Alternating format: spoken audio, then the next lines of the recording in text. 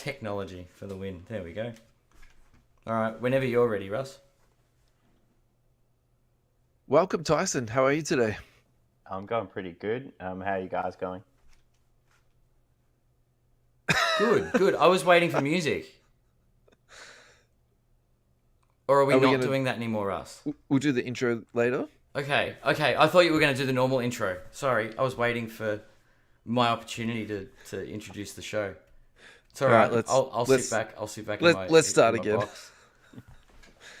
Tyson, how are you today? I'm going well, thank you. How are you guys going? Very well today.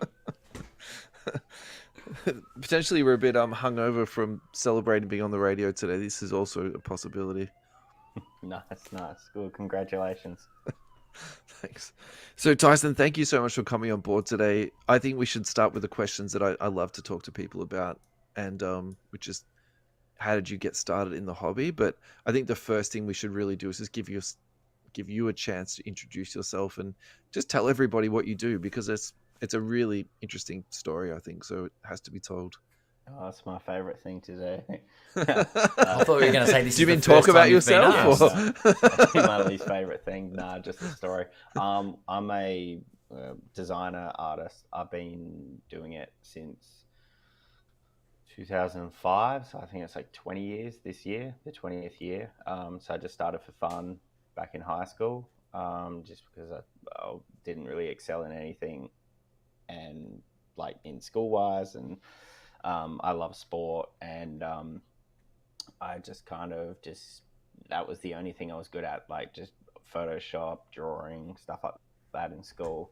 And I was just like, at the time there really wasn't anything in the sports creative space. Like, this is well before social media. This is like forum, like back when forums were kind of big. Yep. And yeah, I was just like, why don't I like just make, instead of doing design stuff and art stuff, just random stuff, why don't I do it for actually like combine the two things I like, which is design and art and sport, and mainly basketball, really, like 99% basketball. And that's kind of how it all started. And at the time there really wasn't a community. It's not like it was today. It is today, sorry, with like social media and just the massive sports creative community. Back then it was like nothing. So I would go on forums and people would be like, oh, I want a wallpaper of the Denver Nuggets, I want an avatar or signature of Kevin Garnett, and I just make them free for people and have my name in the corner. And that's kind of the groundwork of where it all started. Yeah, right. Wow. Just getting repetitions, basically. Yeah, just having fun and just sharing it on forums. And then I guess over time, sports teams, leagues, agencies, players, whatever, just picked it up, and then it just kind of, never looked back. But honestly, I feel like I was pretty lucky because I kind of did it when no one else was doing it. So it was kind of like, there was a period where it's like, if you wanted cool designs or art and sport, I was kind of the go-to guy. Whereas now there's like hundreds and thousands of creatives out there who are just amazing. There's like 14-year-old kids that like do work as good as me or arguably better than me, and it's just like, wow, like, you know, it's pretty insane. But back then it was like, there wasn't really a community. Did you actually, do you remember the first first time you were approached? Well, like, I guess like how most people it's like, I shouldn't really be saying it because I hate kind of like contests, like, because like they get a bunch of people to do work for free to kind of give away a lame prize. But I was a kid, so I was just like, I'll go into that.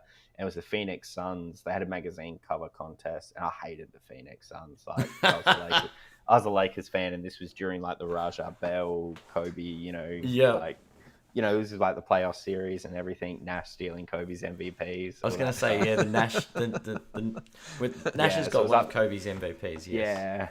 Yeah, for sure. And so I did that, and I won the contest or whatever. And a part of the contest, I guess for winning the contest, you got a copy of it, and you got a bio about yourself inside the cover. Yeah. So they asked me a bunch of questions, or like favorite player, and I said Kobe Bryant, favorite team, Los Angeles Lakers, and they're like, well, we can't put that in. And I was like, oh, fair enough. But they felt bad So they were like, well, instead of putting the bio about yourself, what about we just give you details to the Lakers instead? And I was like, yeah, that's a good trade. And they did. And I was either 16 or 17. I can't really remember. I probably said both numbers over time, but that happened. And then Lakers reached out to me and they're like, cool, do you want to start doing some like design work for us? And like, I was working for them at that age in high school. Yeah. And like the US, they kind of still, they were paying by check. So I get a check. I still got some of them around, a check with the Lakers logo on it and my name on it, which is pretty cool. That is amazing. Going into a bank, and I went to a pretty scummy school, like a public school, like, and it was just going into the bank, like the bank tellers would freak out seeing a Lakers logo on there, and they thought I played for the Lakers, but I definitely didn't. Have you sent any of those to PSA to be graded? No, I haven't. But people are into that stuff these days. You know, that could be collectible, man. That's authenticated, isn't it, these days? Yeah, but even I was working for the Knicks, like just up until COVID happened, and even they were still sending bank checks out to me. Wow, wild. America is so backwards with some things. Yeah, but in saying that, we actually just got back from the States this year, and cash is pretty much gone. You can do touchless everywhere. COVID forced them into a corner. You know, they were like one of the last countries to be still using cash. Yeah, none of the sports venues accept cash that I've been to of late there. Like it's very much like Australia now, isn't it? Like, you walk in, you're forced to use. Yeah.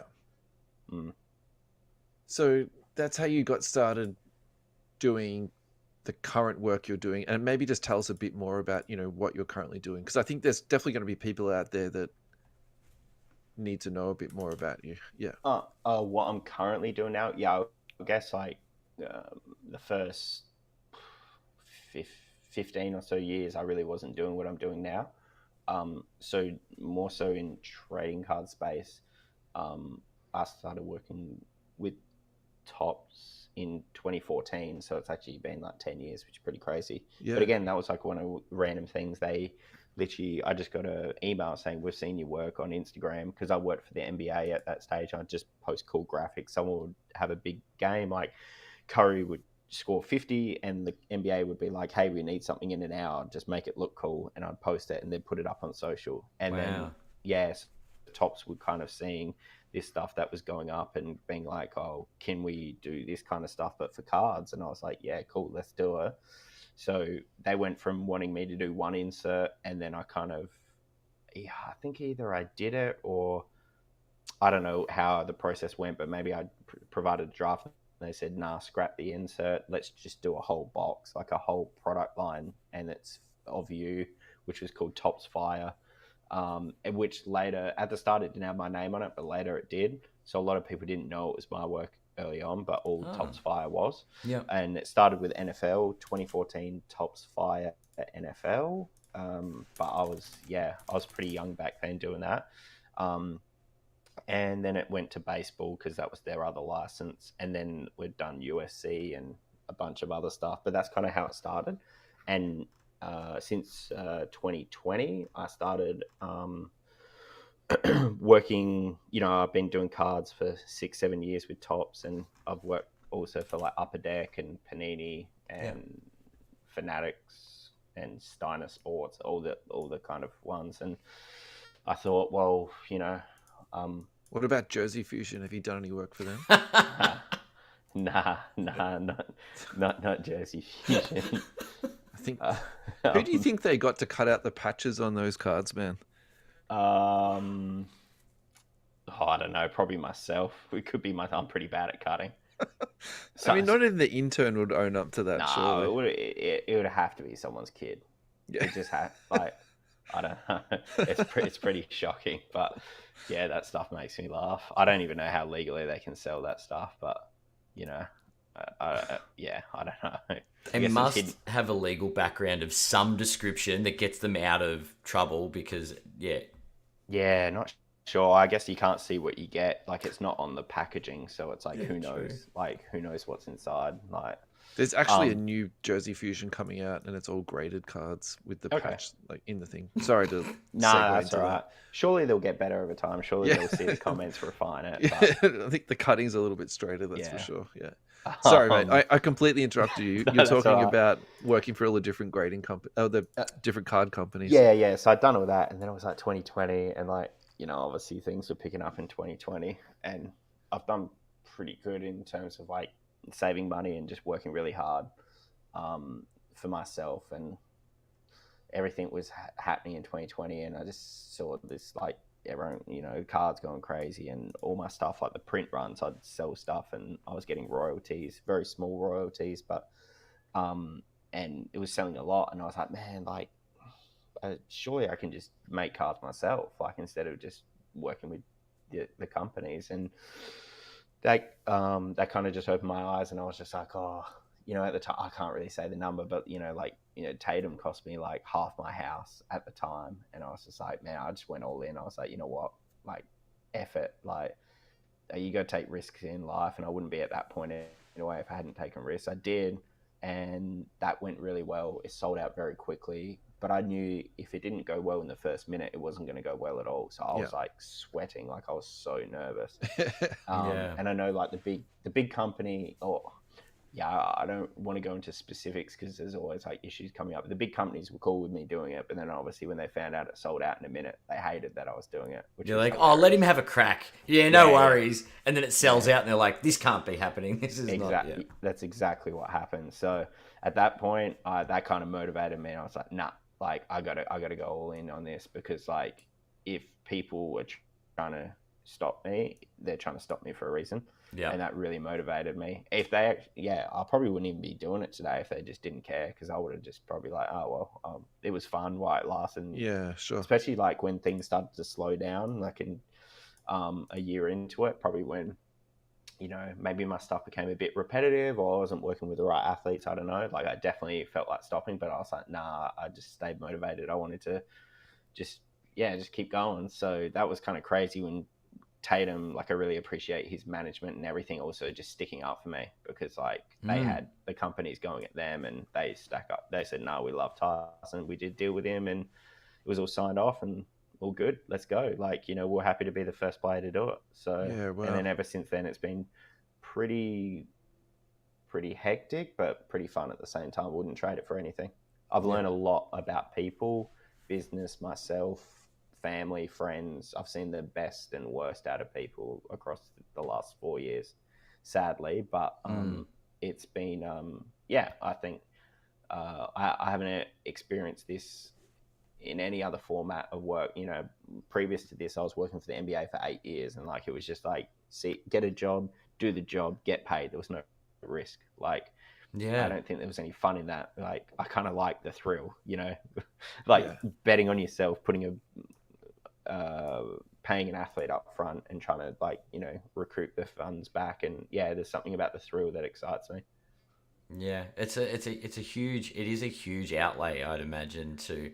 And then you're just fully backing yourself and your talent. Obviously, the talent of the athlete is a factor, but you're backing your art, your vision.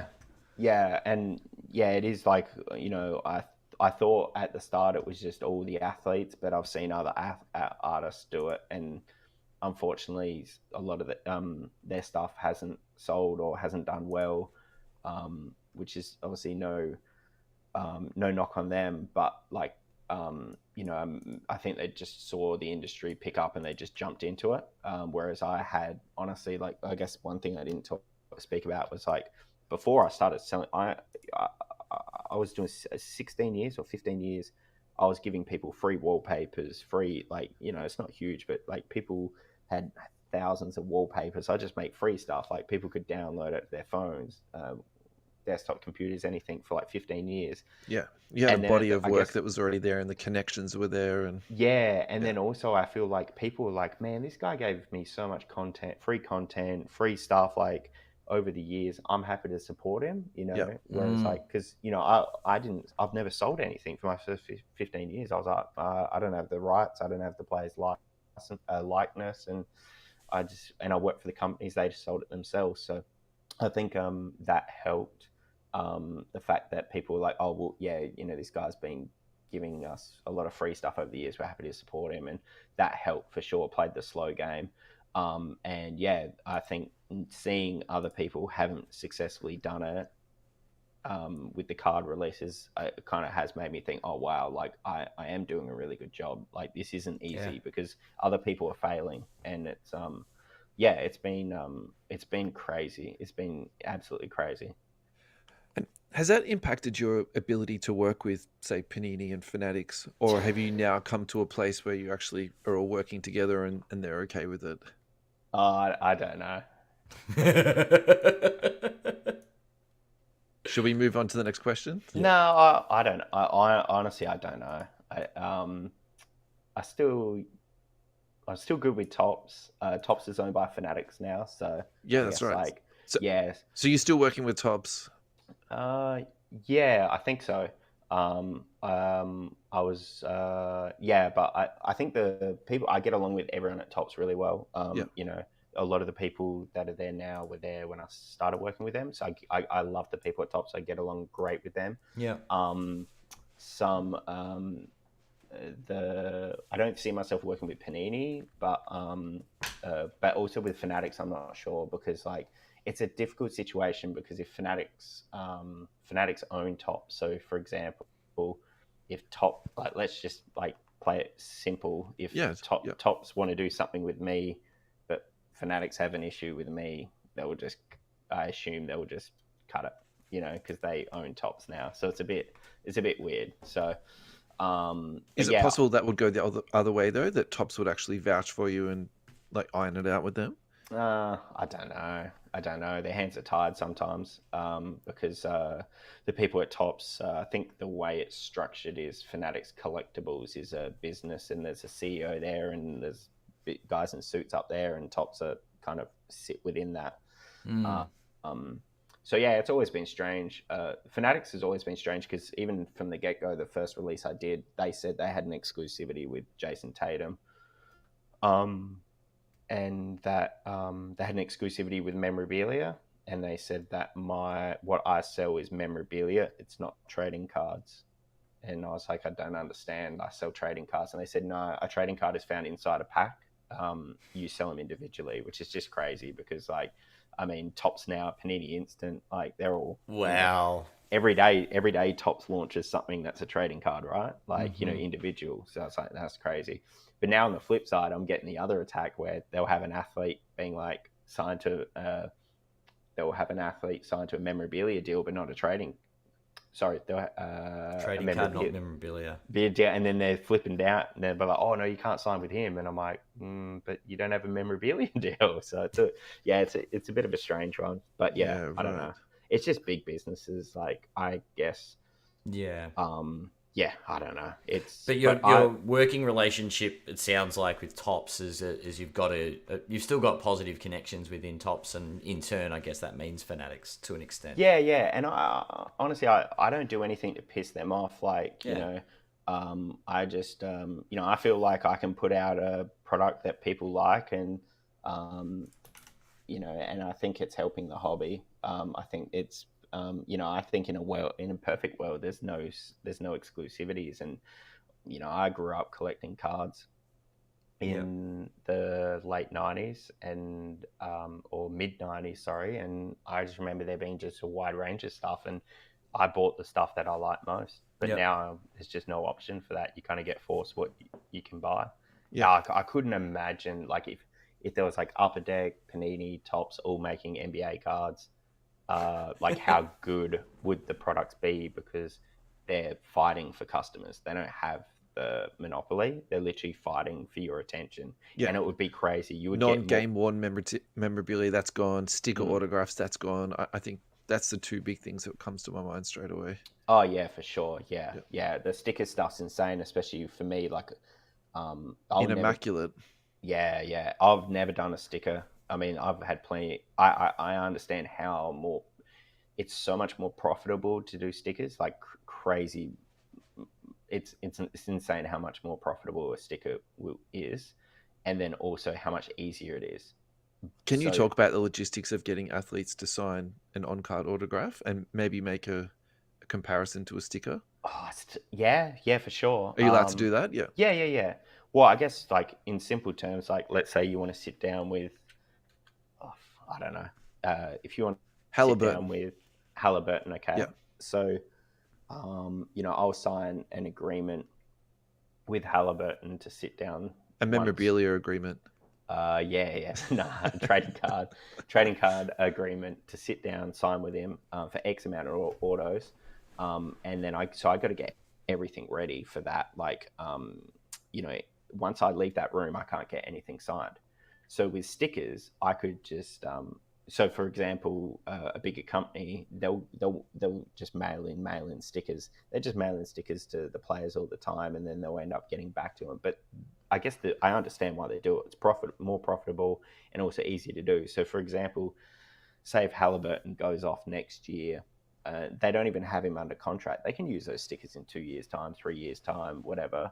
Or he changes team. Like I was so close to doing a deal with Kevin Durant, and if I did the deal, this was like a year or so back. Would have had Brooklyn cards. He would have signed them on card, and then he left the next week. Now imagine that. I'd have been Wow. screwed. But if there were stickers, I could have literally just done. Actually, what Leaf did was just make a mock up of a Phoenix Suns card and just go, oh, like he signed with us today, and just bang, put a sticker on it. And I think, yeah. So, and for example, there's other things like I think you see so many more stickers coming, just keep coming, especially with the instant stuff. Because, like, yeah, if LeBron breaks a record, like the 40K one, it was interesting they didn't put autos on that. But if there's a sticker, it's all ready to go. It's all Yeah. sitting there. Changing team, how big the player's gone, like.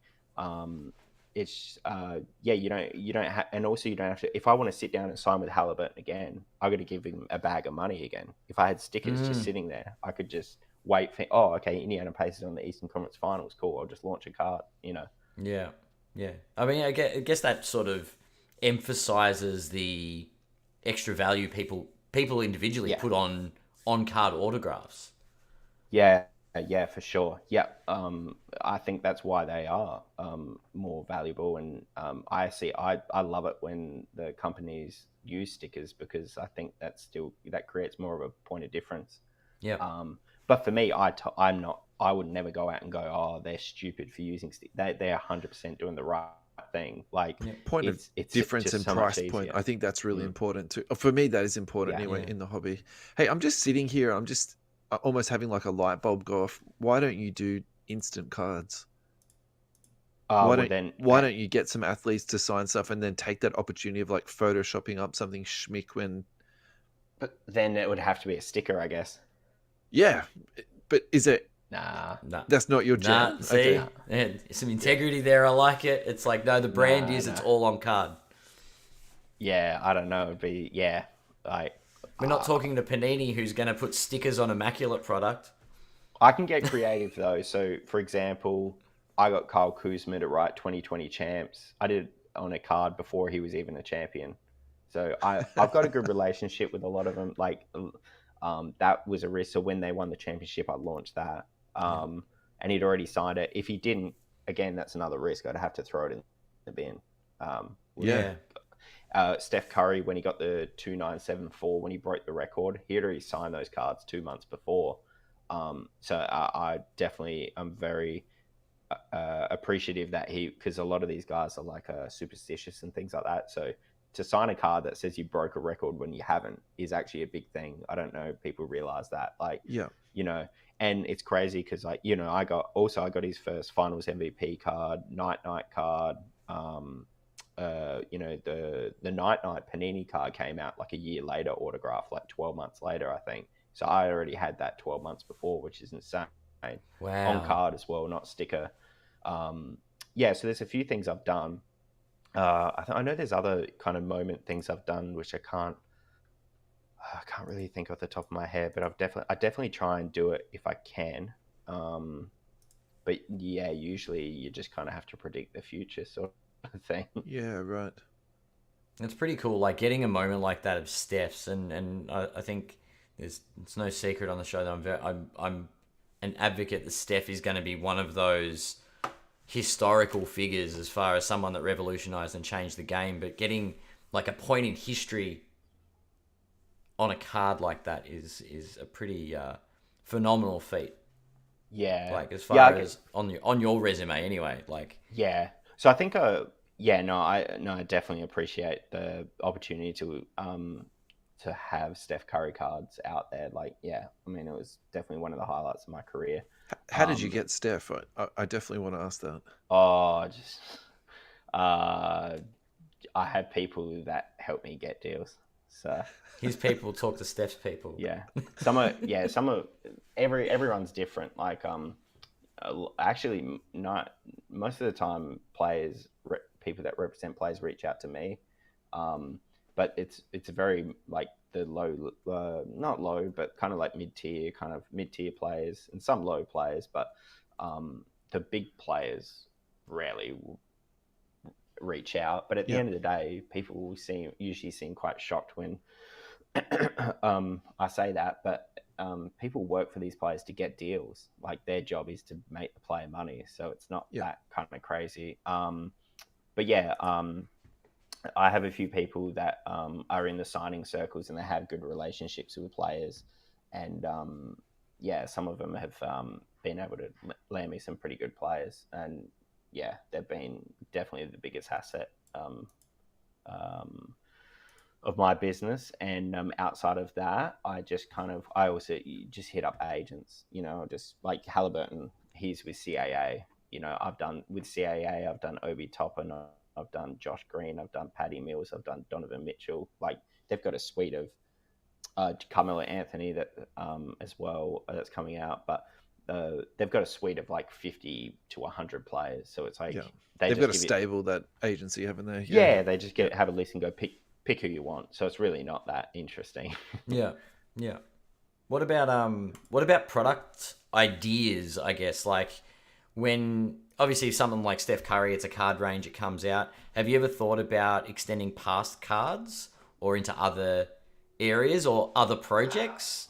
Getting multiple players together? Like what would your dream be?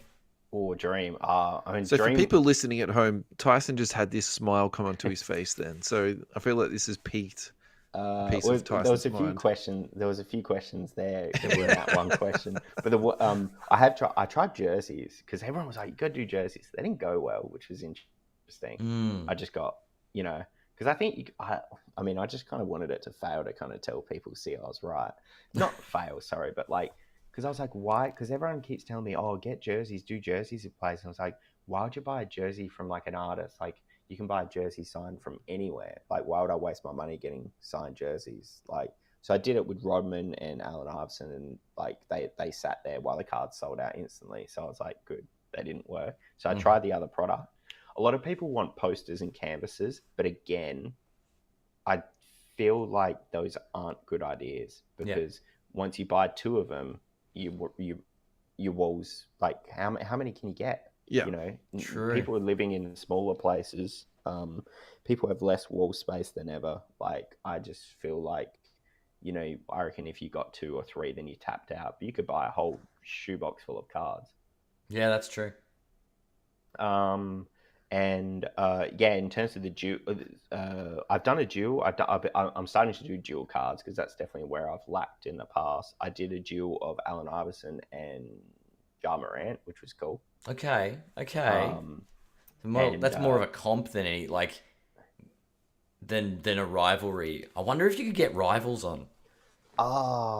Yeah, I don't know. It's interesting. Rivals, I'm not too sure. Like I know, obviously, with like Panini would have an easier time because it's like it's a licensed product, so they don't need athletes' approvals. Like, just, whereas I need athletes' approvals. So, I don't know about rivals. I mean, I'm thinking Lakers Celtics. That's all.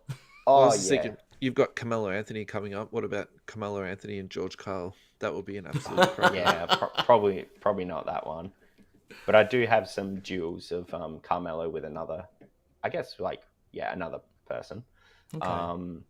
But in Teammates, terms of duos, yeah. Yeah, teammates duos are cool. I definitely want to do more duels.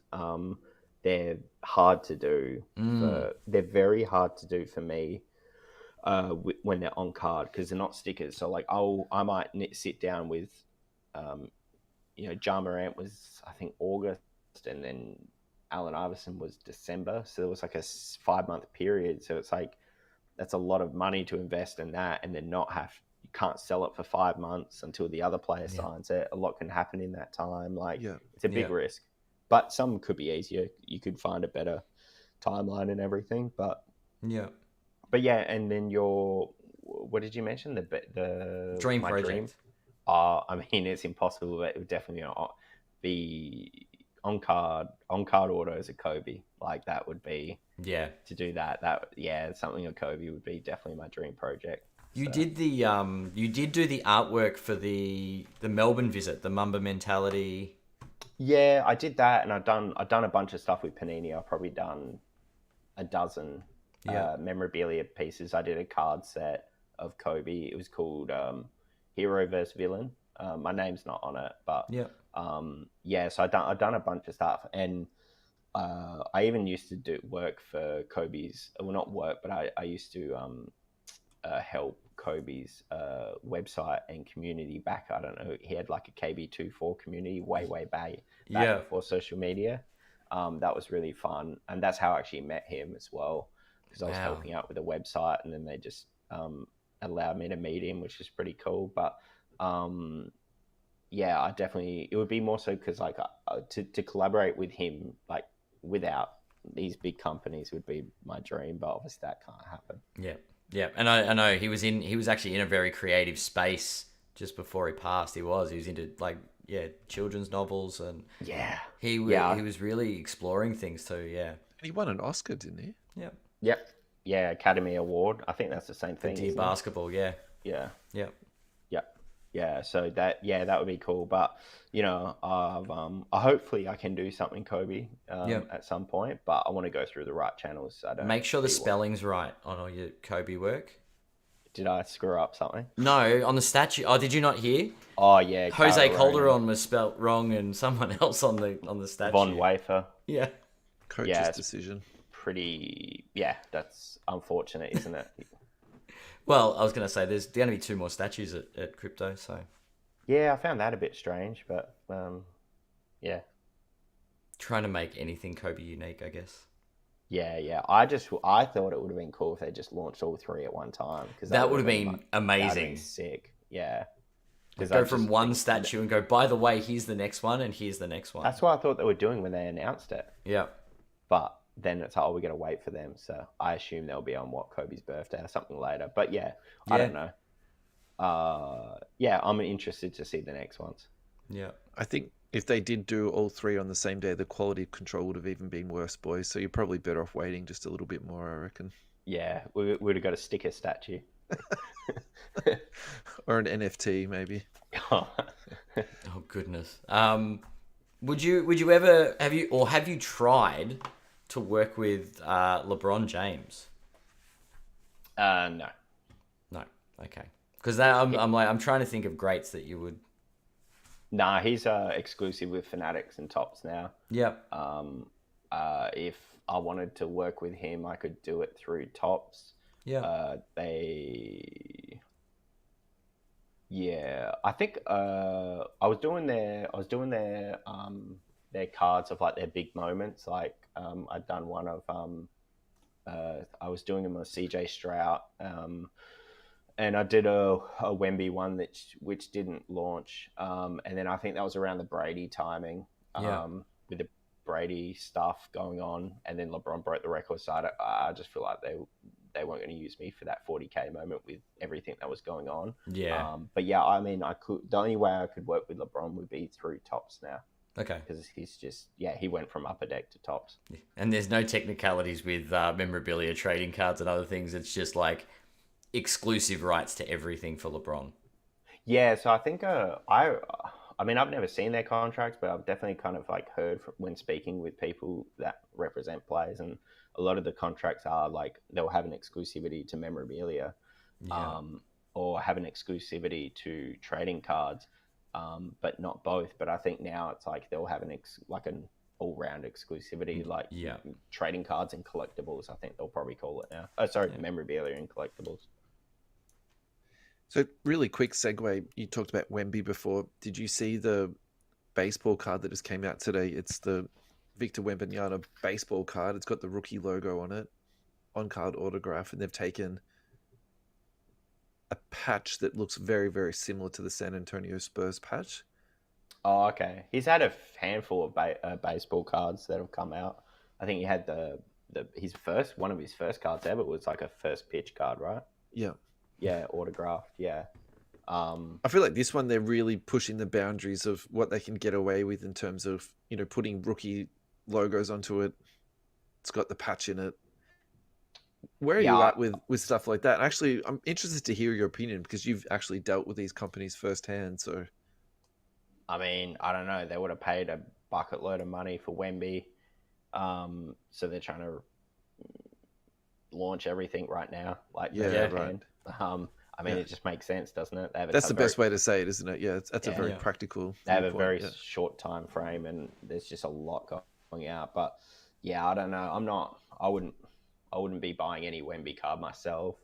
I mean, I don't know. I just don't think big guys hold up. Like, I don't know. I don't want to give anyone financial advice, but look at Jokic, look at Shaq.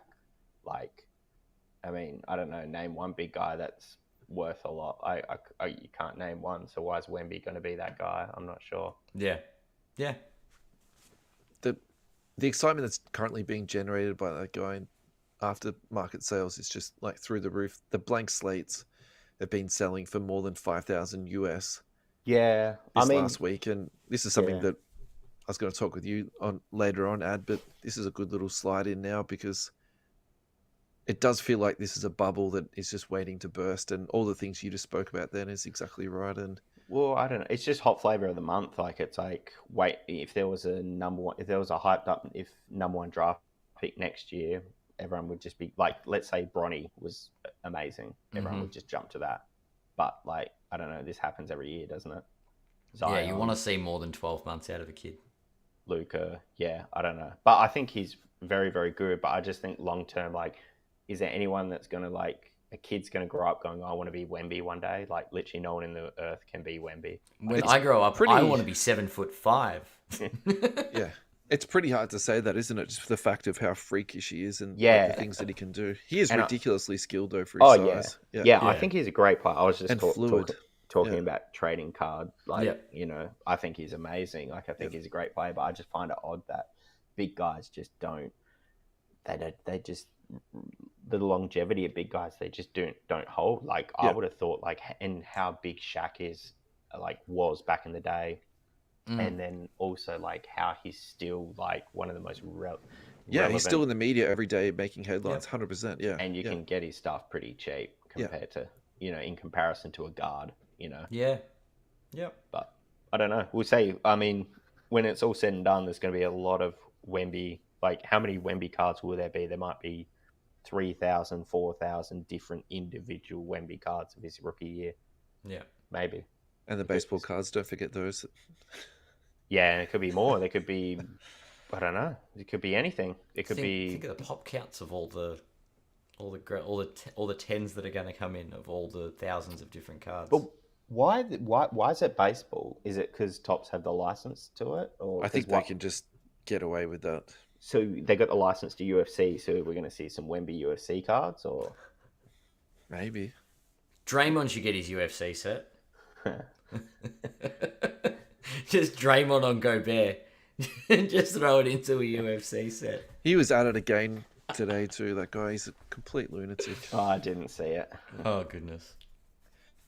So I think I like your comparison of Shaq, and it's probably better than mine to be fair, but mine's Duncan because same team. And Duncan had literally one of the best careers, in my opinion. I've got him in my top 5. And so for me, it's an easy comparison. You look at Duncan rookie values and you look at Victor's and you're like, where is this going to end up? And it's a tricky one, definitely. That's true, but I guess on the flip side, I've seen more people in public wear Wemby jerseys than I've ever seen someone wear Duncan jerseys. Yeah. I went to NBA All-Star Weekend, and it was in Indiana. The most common jersey I saw was Curry, Halliburton. Obviously, that doesn't count, and Wemby. I thought that was very surprising. Yeah, interesting. All through the LeBron era, I saw Curry jerseys, and that was as a junior basketball coach. Like it was, through so through 2010 through to 2020, it was like Curry madness. Yeah, and a lot of Ja Morants. You see a lot of kids love Ja Morant. Yeah, they get water pistols and cap guns to go with that, don't they? Rough. Let's segue back to Tyson Beck. Tell us about your favorite design of a card, like your all-time favorite when you're a kid growing up. What was like the one that influenced you? Or it's a good question. Oh man, I don't think there was. Man, I opened up a pack of cards and it was like a game worn. I got a game. I guess it's event worn. Is it event worn? Tracy McGrady, All-Star Weekend. I reckon it was his shooting. I don't think it was his jersey. I reckon it was the shooting shirt or something, Cool. But I remember I didn't really, because I was super like new into cards when I just saw a patch and I was like, man, this is sick. I thought it was worth heaps, but it probably wasn't. I really, honestly,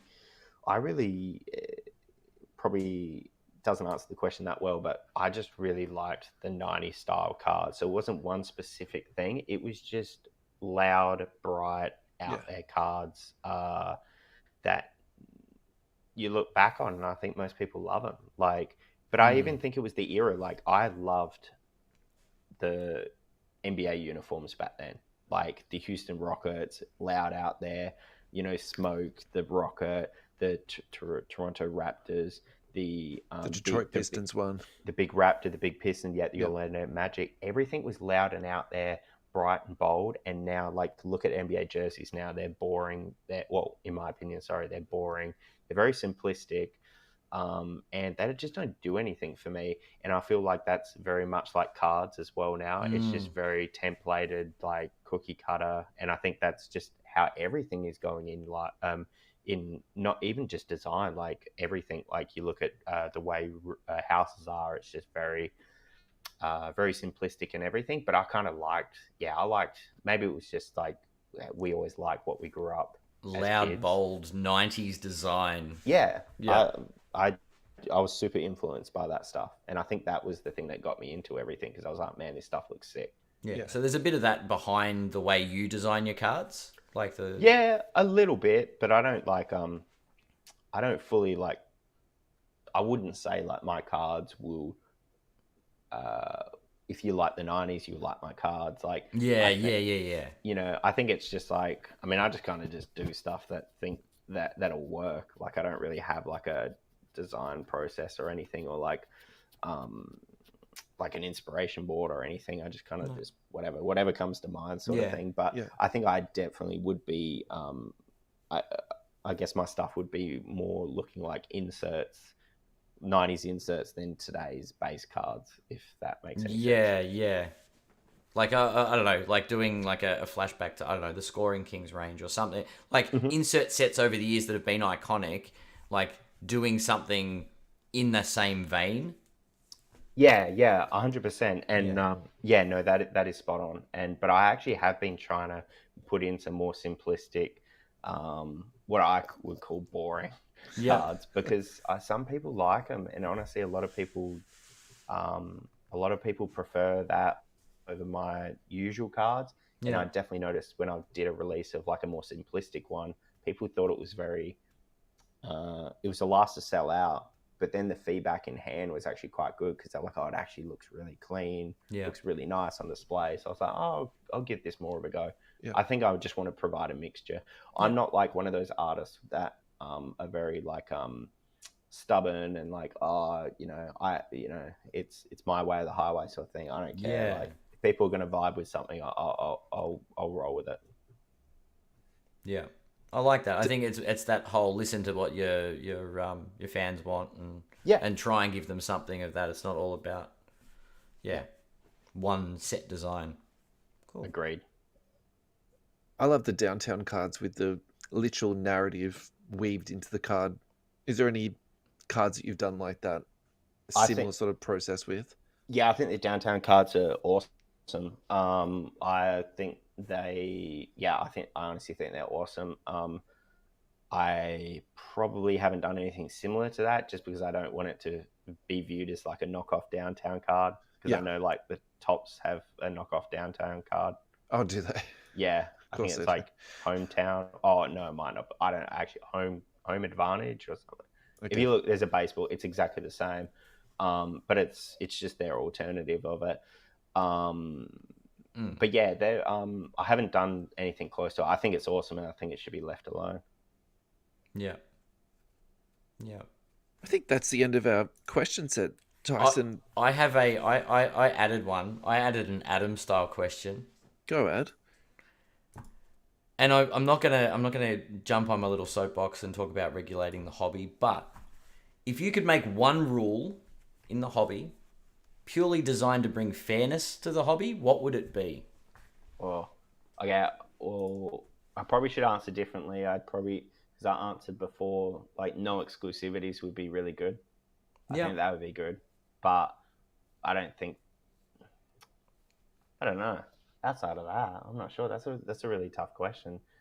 Um, I guess fair is a relative term as well. Like, I guess I'm talking fair to the collectors out there. oh right. So something I'm thinking about for this is Panini did the Dutch auctions. I think that really leveled the playing field for a little Okay. while. And do you do something similar to that with your drops? Nah, never done that. How do you manage the drops so that everyone gets an equal opportunity, or do you still suffer from bots jumping in and Yeah, it's a tough one. I guess like it's a drop by drop kind of. Some of them get attacked by bots, some of them don't, depending on how big it is, how hyped it is. But I don't reveal prices. I feel like if I reveal prices, people can set up bots. I do have bot protection, but nothing's guaranteed. But there's ways that I can fully cut out bots. I have that with I have a collectors club, so you need a collectors club role assigned to your account. So if someone went in and bought it, they don't have a collectors club role, you can't even check out. So there'll be a pre-release to collectors club. So I can guarantee that if you're a part of the collectors club, those spots, you can get first access. You won't be impacted by bots, but then with the public release, bots do sometimes get through. Yeah. But if I see them, I just cancel and I delete it and I refund them. I don't want them being a part of my products releases. But yeah, the drops. No, I don't do the Dutch auctions. I've done a couple like one-of-one card auctions, which have gone all right. But outside, I rarely do auctions. Nah, I just kind of make up a price, and if I can get something. Unfortunately, I think sometimes I put it out too cheap, and then it's like, oh, Dutch auction would have actually worked for me very financially well, because that's actually a really smart idea, right? Because you basically take the lowest price that someone's willing to pay up into a certain quantity. Like say there's 2,000 boxes, and it'll be the 2,000th person. So you're basically selling it at what the market rate is. Is that right? I think there's a couple of different ways you can do the Dutch auction, and I think the way that you just described then is the Fanatics way. The Panini way is they started at a particular price, and then people buy them, and then they keep dropping the price until the allocation's exhausted. Oh, that's interesting. And everyone pays the same amount though at the end. So you'd pay a staggered. So if you jump in at the start, you're like, I really want to make sure I get this. You might say pay $1,000, but then if you wait, it might go to like $975. But if you wait too long, then it'll all get sold out. So you don't really know. You're sort of sitting there. It's a bit like a game, I suppose. Oh wow, that's brutal. So people are paying different amounts for the same product. Yeah, right. I know the one that it just works out the baseline. I actually think the first time I saw it used was the was actually, I think it was the Gary V cards, that Zero Cool. I don't know what happened to them. Zero Cool. Gary V is not welcome to be discussed on this Oh, podcast. right. Sorry. Sorry. I did see that. I remember those. We were checking in. They were selling for what, 8,000 a box or something. Crazy. But I think that was like, yeah, the like people, you could put $20,000 in as a bid, but you're only going to pay what the baseline was, which I think from memory it was. Oh, actually, I can't even say. I think it was around like $800, $1,000, something like that. I don't know. I could be. It was obviously very successful for Fanatics. Yeah. Yeah. Well, I think it was. I think it was. I think that was pretty pump and dumped, and particularly in the after sale, there was a lot of, I think, nefarious sales going on to try and pump it up a little bit. And yeah, I don't think it's reselling very well at the moment at all.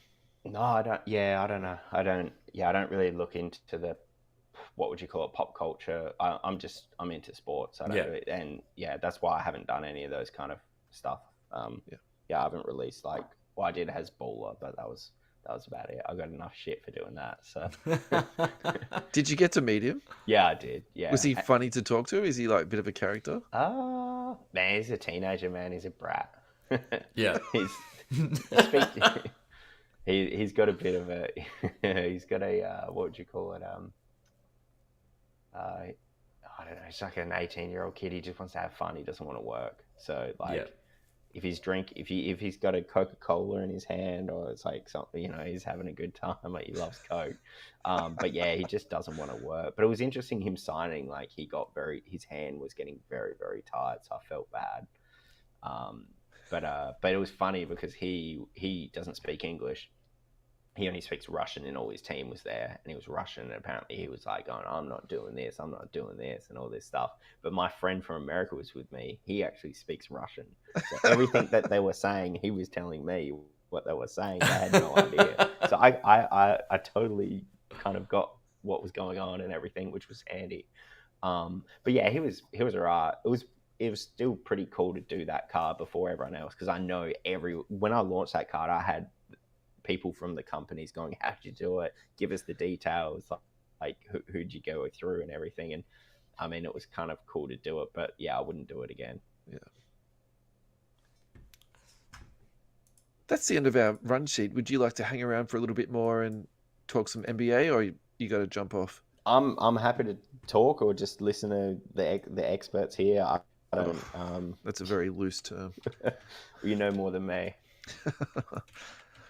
I'll switch run sheets. It's probably easier. I'll just copy and paste it into this one, right? Because then Tyson can see it too. Can see it all. Are you reading the run sheet, Tyson? I'm making an assumption, actually. Oh, no. Okay. In that case, we can probably just switch over. Yep. What have we got? We spoke about the Topps Wemby Wars. Oh, let's talk about JSA. That's actually that'll be a good one to talk with Tyson.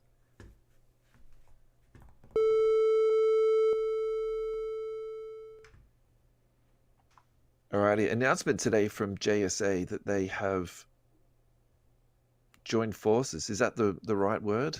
With CCG. So my gut feeling, what is JSA? I'm just not the Justice Society of America. All right. So James Spence Authentication. Yeah, let's take a couple of steps back. So JSA basically, all they do is just look at autographs and authentication, and then they're teaming up with CCG, which at the moment are in the top 5 of grading companies, and where they make their mark is they're doing sports cards, but at the same time, Pokemon is like TCG is their bread and butter. Yeah, and I think for me at the moment, we were talking about this the other week with PSA acquiring SGC. Does it really move the needle that much? Look, I don't think it does, but at the same time, I get why companies are now banding together, because if you're battling a behemoth that PSA is, you have to do something to survive. So like for me, this is a survival thing, more than anything, and it will definitely be interesting to see where this pans out. I did find a conspiracy theory about this. So this is from Brian Rice on Sports Cards Nonsense. CGC announced the acquisition of JSA. Blackstone Group purchased CGC. Michael Rubin was included in the deal. Michael Rubin owns Fanatics. Fanatics have been exclusively working with Beckett to authenticate, witness this in-person signings and slab aftermark autographs sold on fanatics.com. The theory is Rubin used Beckett to understand the autograph market. Fanatics and Rubin witness what we all have known for years, that Beckett is declining rapidly. We will see Fanatics terminate their relationship with Beckett and see a rise in CGC JSA. How's that for a juicy conspiracy theory? I agree with one of the main points out of that, and that's Beckett are on the decline. And yeah. yeah, I mean, the one thing, I mean, Beckett, I know there's a lot of people out there, I'm one of them, that likes the Beckett slab. But the minimalistic amount of the market they're taking up, they are slowly fading into nothingness by the look of it, as far as grading numbers go. Look, that's a good point, and maybe that is what comes out of this. You know, we say it doesn't really move the needle for PSA, but maybe there's other parts of the market that does get affected, and what you're saying is correct. Actually, the loser here is BGS. Yeah. Speaking of BGS, the thing I've noticed recently more I'm seeing from them is like comic books, video games. Maybe they do recreate themselves and move into something slightly different, and that is a really growing market at the moment too. Yeah. Everybody wants everything graded. Yeah, or authenticated. Yeah. So this next one is from our friend at Eric Whiteback, and I think Tyson, maybe you should announce this one. Actually, I feel you talked about this off air, so I think you really can announce this better than anyone. Oh, I saw when we spoke before this podcast started, we saw that he has sold his Twitter account, which is like an alias for himself as an individual, to a media company who was a part of the Fire Festival stuff, which kind of is that doco that everyone knows. So it'll be interesting to see if that content changes or it stays the same and someone's just taking it over. But yeah, obviously Eric, with the person that was running that account, will, I guess, announce in due course what his next role is and everything. But do you care to speculate on what Eric might be doing next? I would be working with a trading card company for sure. Because I guess like you wouldn't be able to run that account the way he is doing while he's working with a trading card company because of conflict of interest and everything. And yeah, and just we're speculating here, potentially. Yeah, potentially. So yeah, could be a grading company. Who knows? Yeah, well, Beckett. He's going to resurrect Beckett. No one could do that.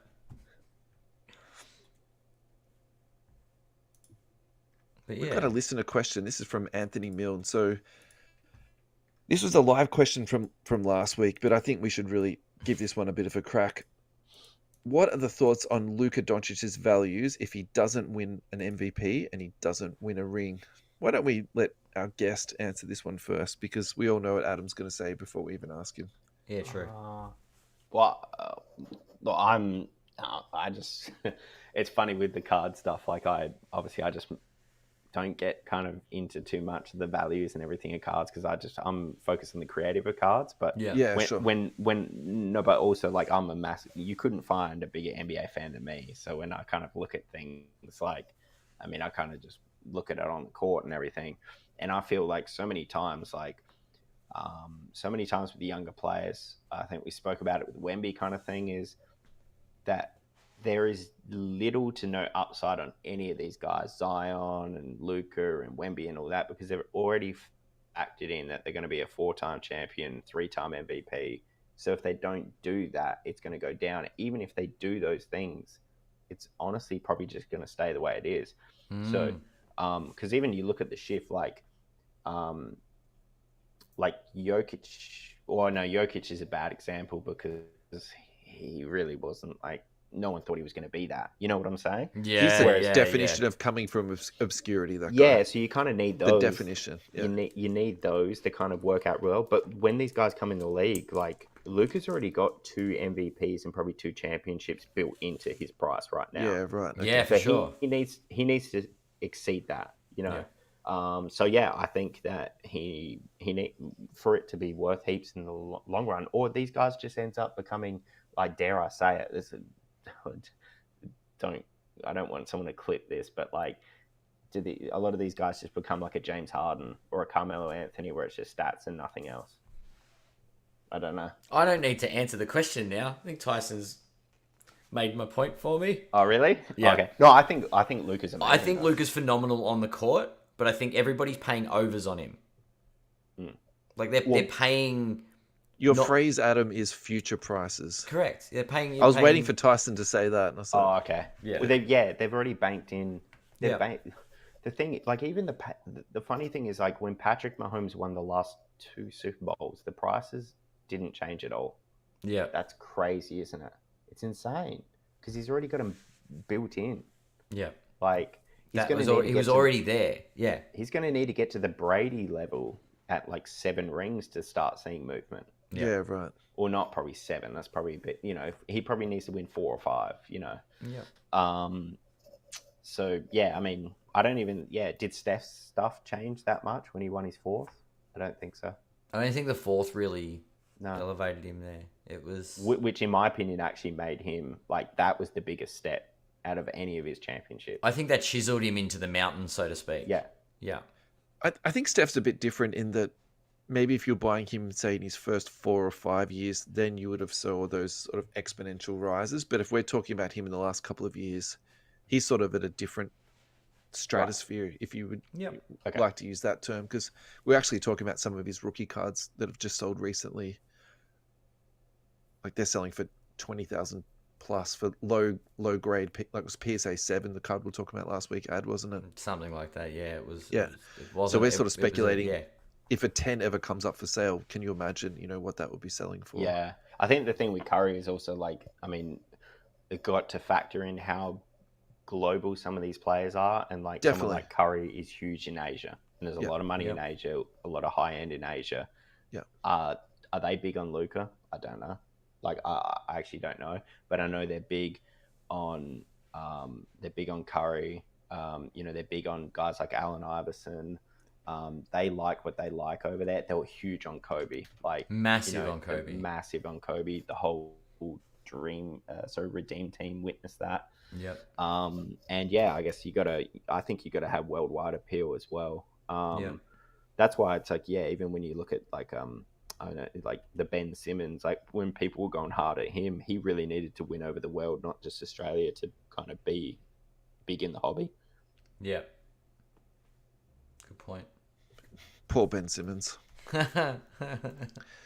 Alrighty, so my answer to this is that I find it very difficult to believe he won't get an MVP. And if he doesn't win a championship, I think that means there's going to be a string of unfortunate events is going to like unfold, basically. So more internal conflict in the Dallas front office that results to some, bad decision making, or he signs some horrible supermax and gets injured, or a combination of both. Sorry, I interrupted you. What were we saying? No, I interrupted you, but I was going to ask a sub question, because I've kind of gone over this previously. You were saying, fast forward 15 years, who are Spurs fans have as the number 1 player of all time? Is it Duncan or Wemby? And who do Dallas fans have as their favorite or number 1 player of all time? Is it Dirk or Luka? What would you say in 15 years for both? I think in 15 years' time, in my opinion, it's going to be Luka. Okay. But I'd also say too, Dirk is going to hold such a special place in people's hearts, because like that team was horrible before he got there. Like I remember that team from my childhood. They would they were the Washington Wizards of today, basically. So if in 15 years, and look, I hope Luka doesn't suffer this, but if the Mavericks don't win a title with Luka, do the Mavericks fans turn on Luka eventually and just be like, he's no Dirk because he can't even get us a chip? Like, do they jump off the train and does it go the other way? Quite possibly. Because At the fans same are like, it's not Philadelphia. They're not Yeah. going to spit on him in the street, but it's But at the same time, actually, if you think about Dirk's career journey that he took, he had a lot of problems before he got that one championship. Yeah. And also, too, if you really think about his career, there was a pretty element of luck that went into that because he played that Miami team that was probably just there a year too early. Yeah. And then that team was battle hardened and they were healthy at the same time. Because if you think about that roster, that was a very old roster when they won that championship. Like, you know what I mean? So like that was all the things going The together. stars at once. aligning, yeah. so to speak. Yeah, exactly. Yeah. Hey, so this is what I've been thinking about with this question specifically. So this is the NBA scoring leaders at the moment. Luka first at 34 points a game. Yep. Second is SGA. Third is Giannis at 30. KD at 27. Jalen Brunson at 27. Donovan Mitchell at 27. Tatum at 27. Devin Booker at 27. Steph Curry at 26. Fox at 26. Edwards at 26. Trae Young, 26, Jokic, 26. We'll sort of stop that there. That's like the top 13. But where I'm going with this is, when you read that list, for me, this is almost like the changing of the guard because there's not that many of the sort of like the old heads there because of that list, you sort of say, who's not going to be there in the next 5 years? I think Giannis will still be there. Durant will definitely be gone. Jalen Brunson won't be on that list in 5 years' time. Steph Curry won't be. And so then you sort of narrow it down a little bit more, and then you're like, who's still got the chance to get better? I think SGA can still get better. Luka's just 25 years of age. Yeah. And I think that's where I'm sort of sitting now. Like, he is so good at basketball. I actually find it a little bit confronting sometimes, and I actually wonder if that's going to be his thing that he actually improves next. It's not his scoring. No, It's all the other stuff that goes along with it, and they're starting to get those. You spoke about Harden before. I actually think that's a very good comp because, those horrible defensive positioning and defensive effort videos of Harden, like they're starting to surface of Luka now. Yeah, there was a period where like James Harden was like the best player I've ever seen in my life. Like he was ridiculous. Yeah, they had to change the rules for him. He was so good. Like, let's be honest. Yeah, that's true. I'm sorry. I'm just reading the live chat, and Matthew Hull's just written #regulate the hobby and #Luka won't win a chip. Adam Amy's main hashtags now. I'm like, this is. You need another T-shirt, Ad. I need, with Luka won't win a chip. That's going to go down like a lead balloon. I think we spoke about it last week, and I it's not even about Luka as a player. It's probably card value wise. I think, and we talked about future prices, but when we're prospecting on a player, how do you prospect on somebody when people are paying the 5-10 year down the track prices?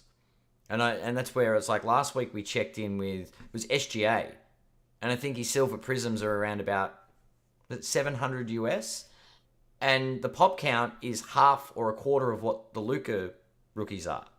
So there's less of them available. He's on an upward trajectory, and people are paying this year prices, next year prices for SGA. Do you know what I mean? They're not paying 20-30 prices for like they are for Luka. But do you think look, I could be completely wrong, but this is me myself. I don't understand why anyone would want an SGA like rookie card if they're because he's in a Clipper uniform. Like, I don't know. Like, isn't that just weird? Like, if I'm an OKC fan, I'd rather his first year OKC. I don't know. That's not how the hobby works. But it's a good point. It's a good point. I don't know. Tyson, this is exactly where you would mention something like that on this show. You are free to say what you want. This is the place. Yeah. Well, I'm a Laker fan, so I'd rather Anthony Davis first year Laker card than his rookie. Than his New Orleans. Yeah. I just don't. I don't know. There's just that, especially it being Clippers. Like, it's just not. I don't know. It's just. Surely that affects a rookie price. If he was okay, if SGA was drafted by the Thunder and he had a rookie card that was a cool card and he was in a Thunder uniform, I reckon it would be worth a lot more than it is today. But that's just my opinion. It could be completely wrong. Yeah. It is an interesting card, but I suppose if the player was drafted to a different team, the rookie card being the most valuable card is what the market dictates. Yeah, but so for example, what do you think if say Kobe played that first season with the Charlotte Hornets and then went to the Lakers? I feel like his rookie cards wouldn't be worth as much as they are today. Oh, yeah, you're right. You're who would want a Charlotte card? Yeah, yep. But well, it's interesting because you've got the draft one with him with the New Orleans cap, isn't it? The Charlotte Hornets. Yeah, Charlotte Hornets cap. Yeah. But for me, I guess, yeah. I mean, that's got a story though. He was traded. Yeah. Night, you know. But I'm less likely to want something with him in a different team. Yeah. Mm-hmm. Yeah. Yeah. Aesthetically, you're bang on the money. How about we finish off the show with one more question, and we'll do it from our top contributor, Matthew Hull. The question I have is, which card player in the Spurs team right now is not getting the attention it deserves because of the Wemby hysteria? My pick is Sochan. What was mine going to be? So I might open this up because I think that's a very specific question. Why don't we open this up to the league? Because actually, I think this is a really good one to talk about. Even if you say we're not talking about Wemby right now, we're talking about the current draft class. Of the last two draft class, who is someone that we can look at that's been left behind because of? And you already spoke about this today, Tyson. With like each year, sort of like a new bubble. I think this is the perfect time to be going back. One draft class, two draft classes, even three draft classes, and picking up some bargains of some really good players for 50% of what they were a year ago or 2 years ago. So you can definitely answer the question as Maddie asked it, but I'll just sort of twist that around just a little bit to make it a bit more user friendly. To be honest, I don't know about the Spurs. I feel like everyone on their roster might be gone within 1 to 2 seasons anyway. I think it's just a lot of 1 year contracts, 2 year contracts. I don't know. It's a hard one because honestly, I don't know their roster too well in terms of like who's going to actually be staying with them long term and who's like, it's just all about like chance and how many people are getting minutes and that. Trey Jones is playing okay, but I don't know if there's even a market for him. I'm not too sure. But in terms of like the last 2 draft classes, he's not flying under the radar, but I think his prices are not comparable to what they should be with other players. But it's like Ben Chero, like he's the number 1 pick. He's got the Orlando Magic to the playoffs potentially. I think they might even get a home court advantage. They're only a game or 2 games out. How is this guy not getting Zion type hype? Like he's better than Zion. Like I'll take that a step further. They're like the Thunder of the East. Why isn't he getting SGA type attention? Oh, there you go. Yeah, I just don't know. And this guy was the number 1 pick, and he was. Was he born in America or not? No, maybe that's not. He's got Italian heritage. Yeah, he's got Italian heritage, but I think he won't play for Italy. No, he played for Team USA. He's already been on the Team USA roster. But he's got. I think he used to play for Italy growing up. Yeah, right. Okay. I think potentially. I think that was the case, but I feel like he's flying under the radar. Why is he not getting? He was number 1 pick. Usually, number 1 picks get hyped up heaps, and he's for some reason. Is it because when he went into draft night, he was meant to be the number 3 pick, and then for some reason, Orlando was smart enough to get him, that he really just never got that number 1 hype. You know, I don't know, but I feel like he's definitely flying under the radar in prices. I think part of it is location, and again, you know. It's just, in my mind, the really simple explanation for this is just they're just literally the OKC of the East, and no one really cares about them. They're not on national it's a TV. Smaller market team. Yeah. You know, so unfortunate.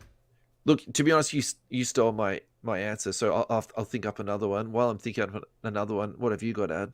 I had Devin Vassell because I thought we were going to stick on the Spurs. So no, that's totally fine. You can stick with that. That's perfect. Yeah, but I think the fact that I don't know anyone on the San Antonio roster means I don't think anyone's getting no love. I think the only player they really want to keep, they might want to keep Sochan and Vassell, but they're pretty much going to build around Wemby. So they'll be tooling their roster this year to see what pieces they keep. They'll rotate bits and pieces out, keep a couple of role players, and they'll try and build and recruit in stars. They paid Vassell an absolute bag, so he's the obvious one to keep an eye on in terms of hobby prospecting because they have to give the kid opportunities. You can't pay someone that much money and sit him on the bench. Yeah. So I think he could that's just be a definitely salary one. cap holder, but yeah.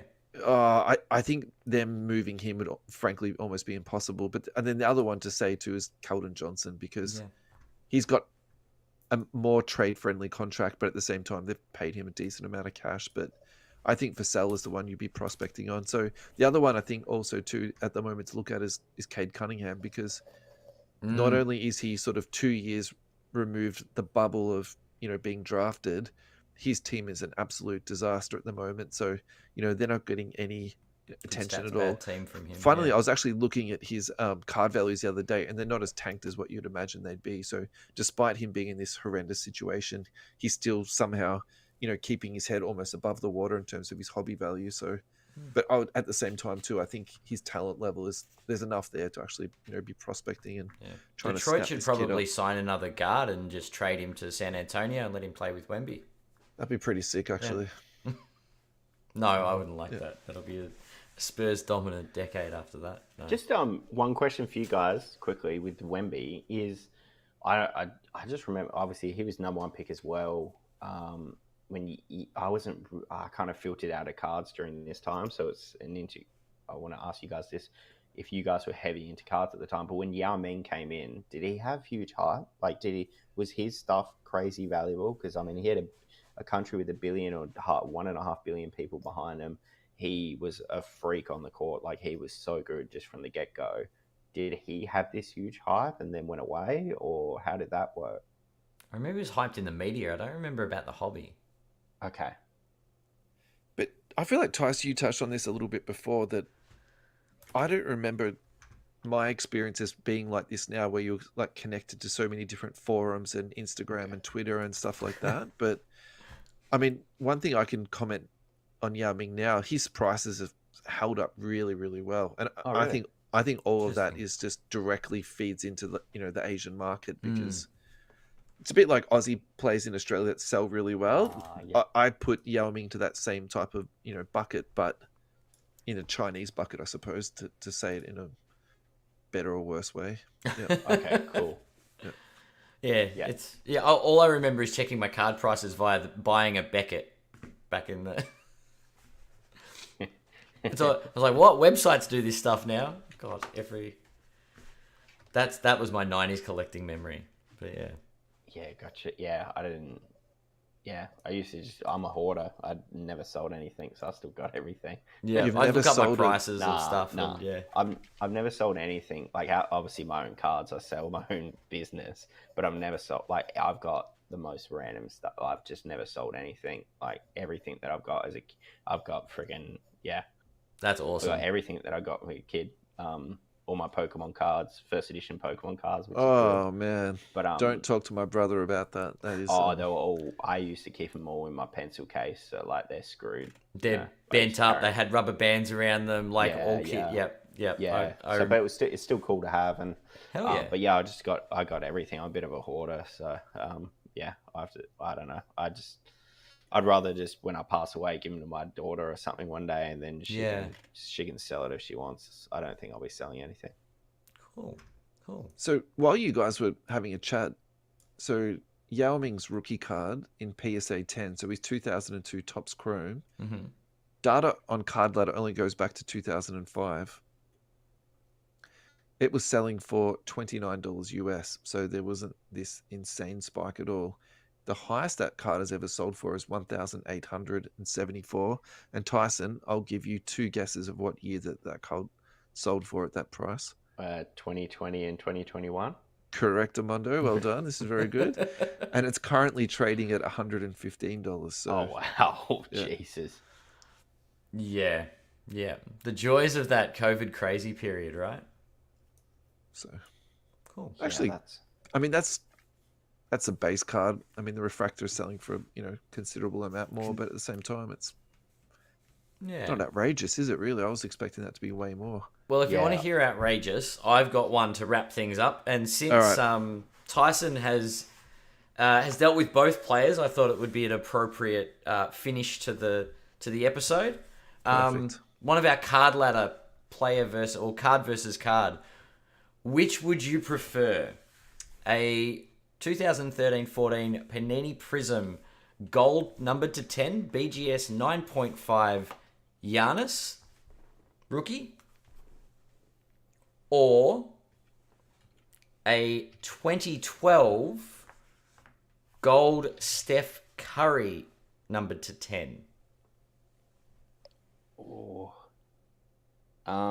What would I just rather have? PSA 9. Sorry.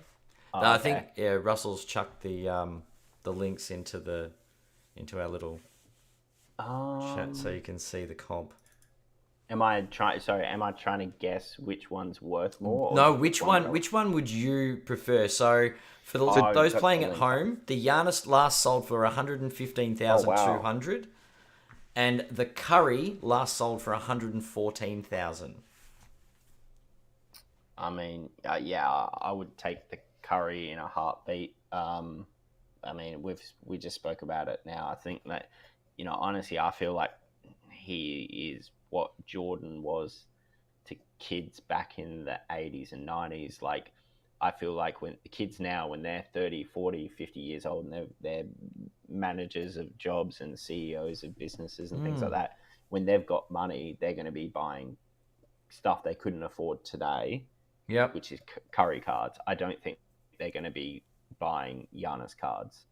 That's just my opinion. I just think that Curry, is so influential, and that a lot of the people that love Curry right now, they don't have money. They're kids, they're teenagers, but one day when they have the money, they're going to go crazy with it. Which is why I would probably be picking the Curry if I was talking about holding something for value. But even just holding something, if they were both worth $1, I'd take the Curry as well. I think that it's $1 or $115,000. Either one is like roughly, totally cool. Yeah. How about you guys? I'm going for the Giannis every day of the week. Oh wow! Yeah, I think just for the fact that it's rookie.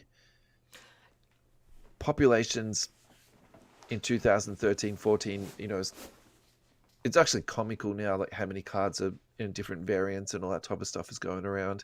I actually think for me the confronting part about this is that it's sold for $115,000 in a BGS slab, and I almost wonder in my head if this was PSA 10. Would that sell for 200, 250? And I feel like if you're a gambler, do you just buy that card for 115, crack it out, and send it off to PSA? Oh, if you've got that personality type, is that the type of thing that you would just do? Yeah, and it'd 100% get a 10. That's how it works. There's money to be made there.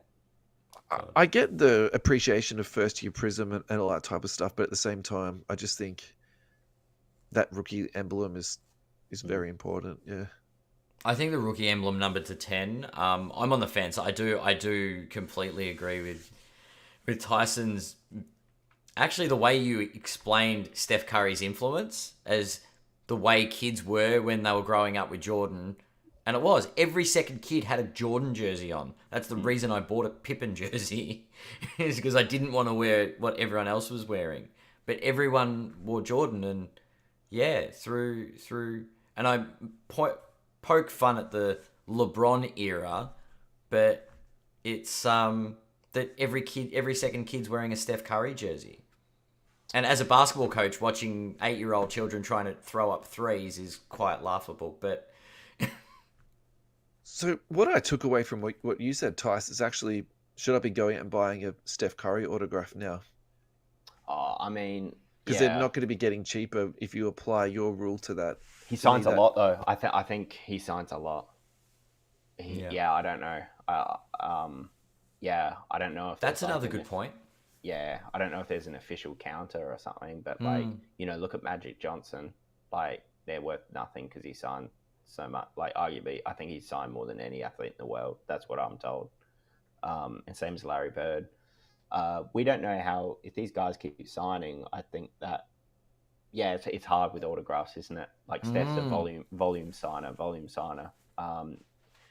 He would be, and that's the reason why Kobe's autos weren't worth much when he was alive, because he was a volume signer. He was Panini's ambassador. Yeah, he was signing a lot. Is Steph Panini's ambassador at the moment? Oh no. Who's their ambassador? it was Kevin Durant for a long time. When Kobe exited the league, it was Kevin Durant. I don't think it's Durant now. It could be no one potentially, but it might be Luka. The reason I said Curry is because I feel like redemptions that go on field now, this is very subjective assessment, but it seems to me a lot of them come back as white boxes or Steph Curry autographs. So it seems to me like he does them a lot of favors. I'm sure there's some remuneration going on in that, favor space, but that's my gut feeling about Steph Curry. I think when players can't sign that. Yeah, I've seen stuff where they basically, the people that help me get stuff signed, Panini will speak to the same people to get stuff signed as well. Yeah, so, right. There's that, but Curry is a volume signer, so I don't know what happens. He might do what LeBron did and go with Fanatics and be exclusive, and it holds the value of his autos. I'm not too sure, but I don't know. If you got like a rookie auto or something, surely that will hold well. I think absolutely. I think that's just like way out of my price range. I was more sort of thinking about maybe a vet autograph of his, maybe a nice, impeccable or something like this. Yeah, like a championship year one. I think if you got like something cool like a championship year, I think that's kind of makes it cool. Timeless moments. Yeah, anything 3-point related is cool. Yeah, like a 3-point moment. Night finals MVP. Yeah. But I guess like how many? We just don't know what will happen to a player when they're retired. How long they'll keep signing for. Yeah, that's true. I think you guys were discussed in a previous podcast about LeBron's. Didn't you have that same discussion? Like, are the floodgates open for LeBron autos in 2026? Yeah, I think you guys had what's going to happen? What's going to happen? We don't know. I think we're going to be drowning in them, to be honest. Yeah. But it's the old ones that are still going to hold their value because they're still rare. Yeah. You'd assume so for sure. Yeah. You'd expect that. But look, at the end of the day, if you got a Curry auto, you're not going to look at that and discuss one day, are you? Yeah. Correct. Very, very much so. Look, Tyson, we asked you to come on for 20 minutes and you've given us an hour and 20 minutes. So I can't thank you enough. This has been a really wonderful evening. So thank you so much for giving us your time. And no, thank you. We're honored that you'll come on and talk with us. Yeah, this has been great. This is awesome. No worries at all. I appreciate the opportunity to come speak with you guys. Like, any time I can kind of help out with other Aussies, I'm always down for it. I appreciate what you guys do for the hobby, and also particularly in Australia. I know like a lot of people start a podcast and they give up in episode 8. So you guys are at rolling 130? Yeah, 135, man. 135 deep now. So all kudos to you guys to keep going and for getting this far. But if I'm able to help at all, I'm always willing to help Aussies and whatever. We got to have each other's backs down here. So we need some new wallpapers, man. That's for absolutely sure. Do you reckon you could hook us up with some of those? I probably got some. Oh, what fan are you? Are you Sacramento Kings? Is that who? I'm a NBA atheist, so anything you give me fine. But yes, I love the Kings. That's for sure. Probably some. I've probably done some horrible ones back in the day. Maybe shoot me some old school horrible ones, man. That would actually make me very happy. Maybe I know there was some some shocking Steve Francis and There's an account somewhere I got to look for them, but I love Steve Francis back in the day. Send them through to me. That sounds awesome. I'll find a link. I'll find a link. Oh God, no, this has been great. Really appreciate it. No, thank you. Thanks everyone for listening on the podcast space. Also, thank you to all of our Central Coast radio listeners.